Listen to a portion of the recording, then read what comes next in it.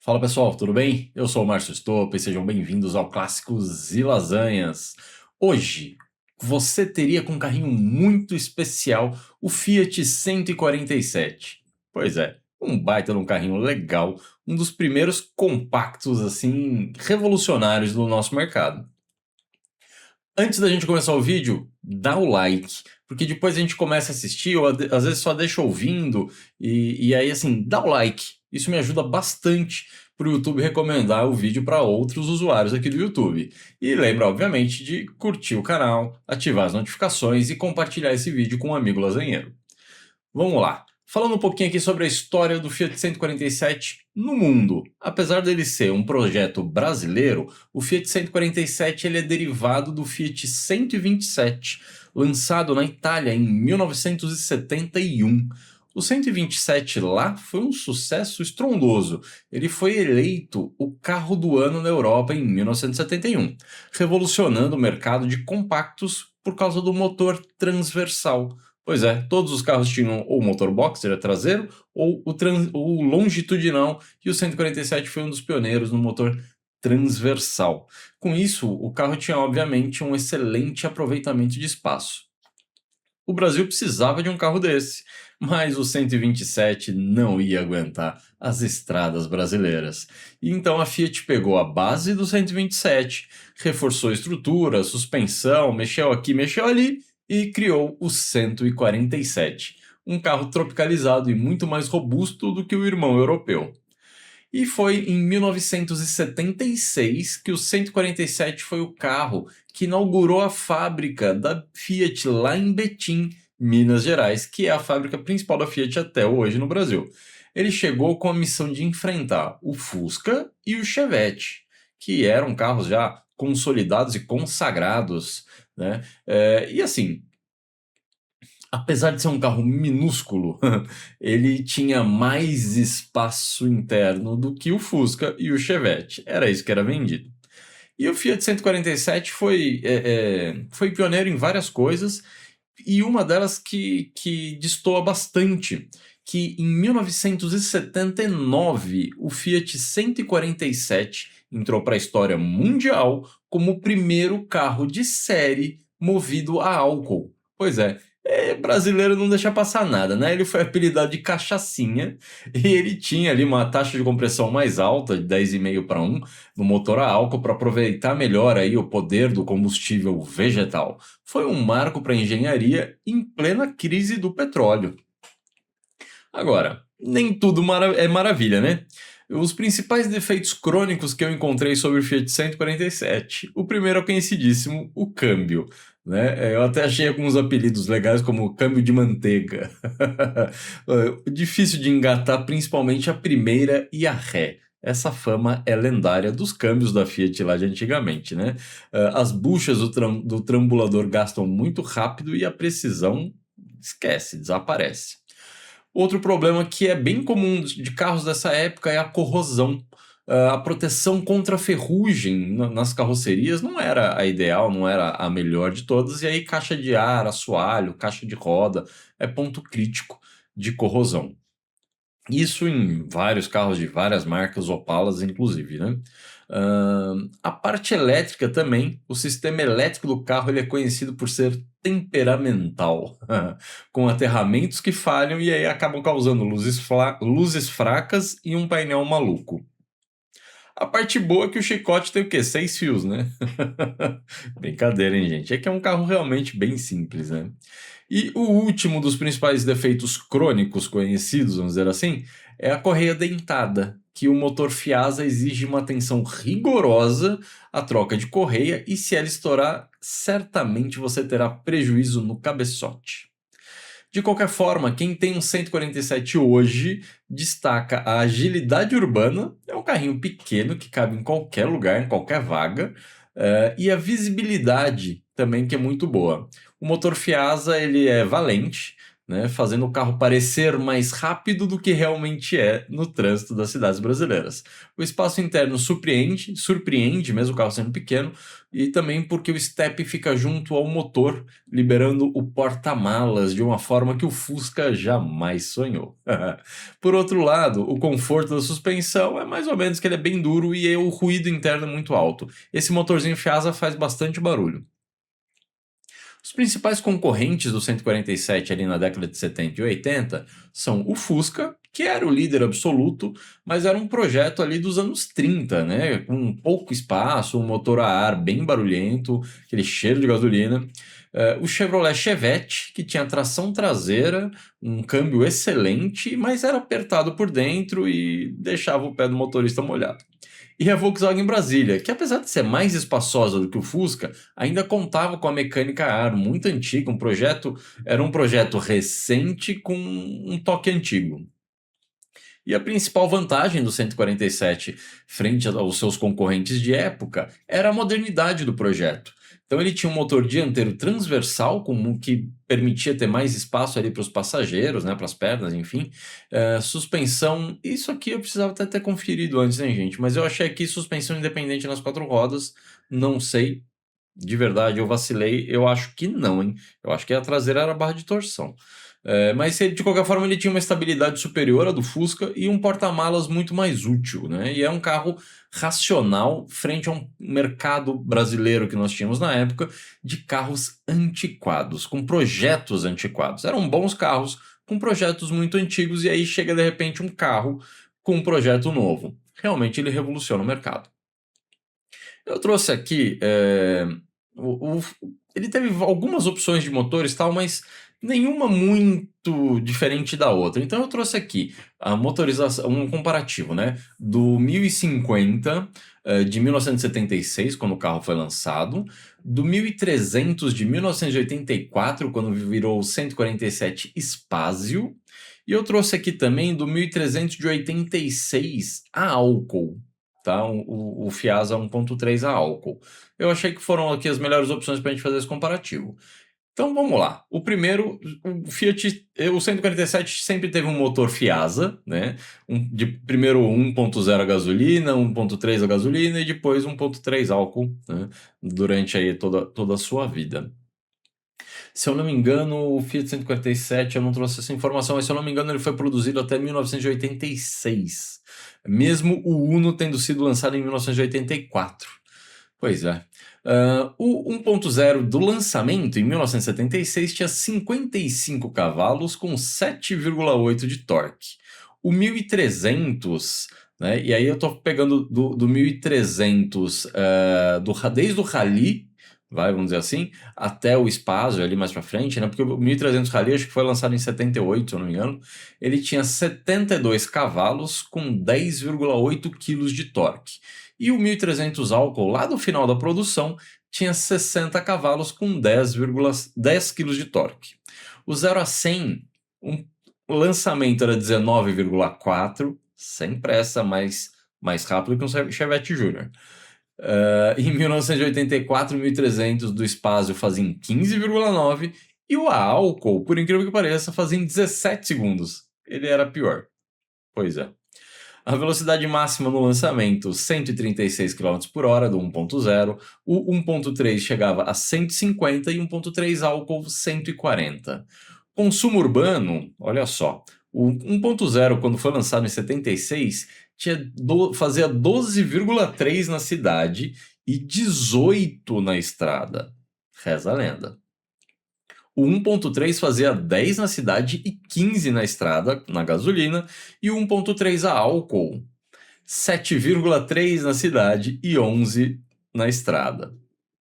Pois é, aí, né, fica complexo. O 1.0 do lançamento tinha um câmbio manual de 4 marchas. Quando ele virou Spazio 1384, ele tinha um câmbio manual de 5 marchas. Eu acho, não sei, talvez o Spazio, né? Mas sei lá. E o álcool tava aqui com câmbio de manual de 4 marchas. Fico na dúvida, hein, gente? Mas tudo bem, né? É o que tá aqui nas fontes que eu busco. Ele pesava, no lançamento, o 1.0 pesava 780 quilos, depois o 1300 Espacio pesava 836 quilos e o 147 álcool C pesava 789 quilos.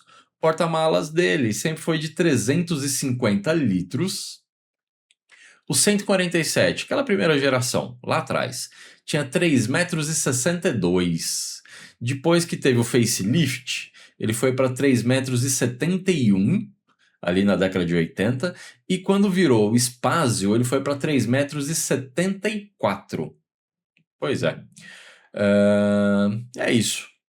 Resumindo, né, não tem muito mais o que falar. Então, assim, o modelo Rally 1.3, os dados e o do espaço era muito similar, com 72 cavalos e 10,8. A principal diferença é que o Rally ele tinha um câmbio de 4 marchas lá na década de 70, né, e o 0 a 100 dele era em 17,6. O Spazio já era mais novo, tinha um câmbio de 5 marchas e o 0 a 100 caiu para 15,9. Mas em termos de potência, consumo, essas coisas, mudava, mas não mudava tanto assim. Beleza? Bom, eu trouxe aqui vários Fiat 147 para ver com vocês. E olha só, esse aqui é um da primeira geração. Quando lançou em 76 até 78, ele ainda tinha essa cara aqui, né? Então ele tinha esse farolzinho quadradinho, né, o pisca aqui embaixo, que era muito comum para a época, né, o repetidor aqui no paralama. Uma coisa que eu gosto bastante, eu gosto muito do 147 dessa época aqui, eu gosto desse modelo com farolzinho quadrado aqui, e essa maçaneta eu achava muito legal. Porque é só a parte de dentro aqui, né, que você aperta para cima para abrir a porta. Esses retrovisores, o do Opala era bem parecido, e assim, é um saco, porque ele gasta. Ele tá certinho assim, de repente você pega um buraco e faz assim, pum. Porque ele vai gastando ali o interno e não tem o que fazer. Este aqui, ele parece estar bem original, as rodas eram essas mesmo, mas eu acabei de ver aqui, ó, que a lanterna original dessa época, ela era todinha vermelha, não tinha o pisca laranja.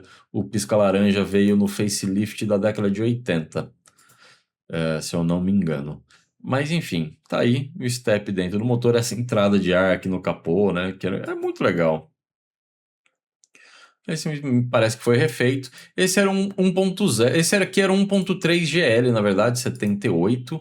Eu acho que tem ali mais pra frente. Esse aqui é da década de 70, né? Então, 96 mil. E aqui o que eu achei esquisito é o seguinte: o cara põe aqui Fiat Rally original, placa preta. E aqui o cara escolhe 1300 GLS. Não sei se o Rally não era versão, enfim, porque aqui ele tá efetivamente caracterizado como um Rally.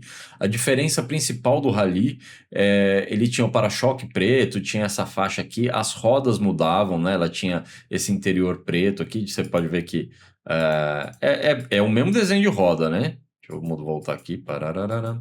É praticamente o mesmo desenho de roda com uma pintura diferente, né?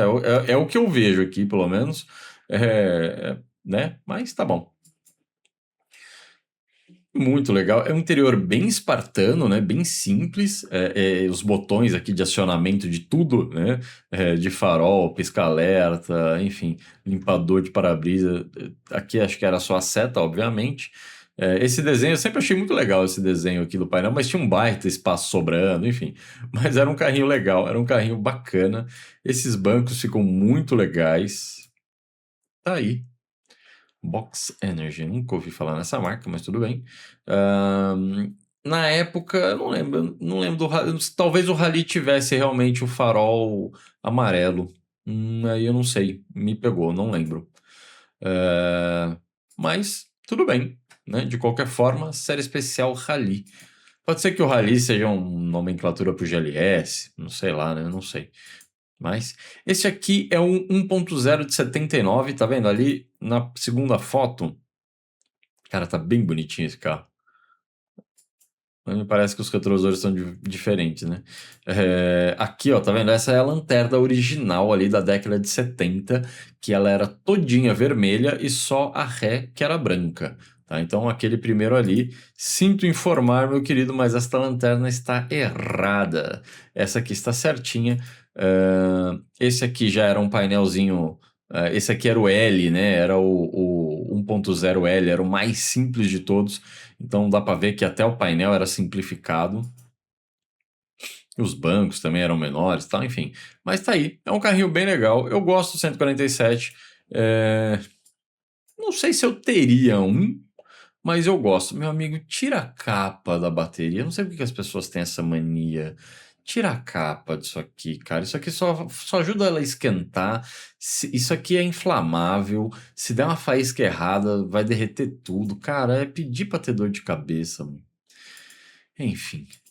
Sempre vai ter o chatão que vai falar: ah, não, é verdade, a minha nunca deu problema. Nunca deu problema até dar. É isso que eu acho da questão. Você já viu algum carro que vem de fábrica com a bateria desse jeito? Não. Por que será? Enfim.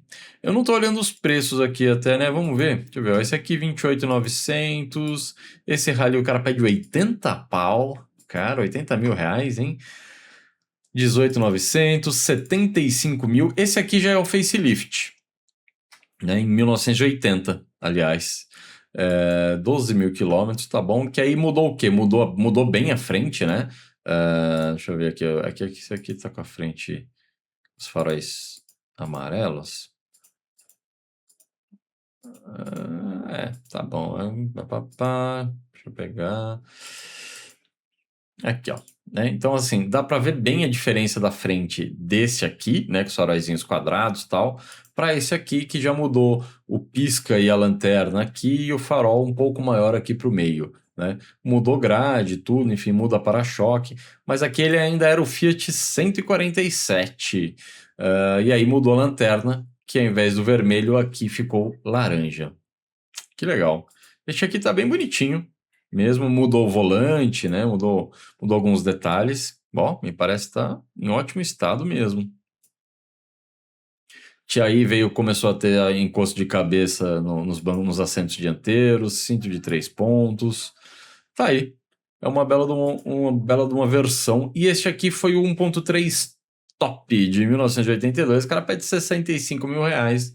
Merecido uma placa preta. Essa cor eu achei muito bonita. Realmente, assim, muito bonita. Aí, né, tem um aerofóliozinho aqui na frente e tal. Enfim. Aí são versões de um mesmo carro, né?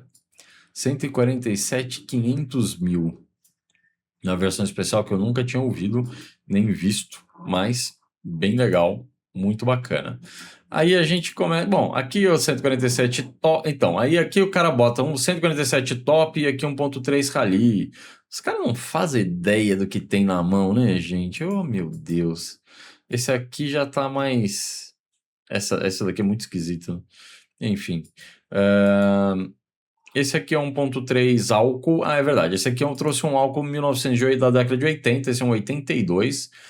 Aí aqui já mudou, né? A roda, a frente também mudou um pouquinho aqui. Se você pegar. Deixa eu ver, ó.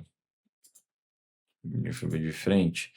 Não, tem uma foto desse aqui. Foi esse aqui? Não foi esse aqui. Cadê? Hoje eu tô meio perdido, né?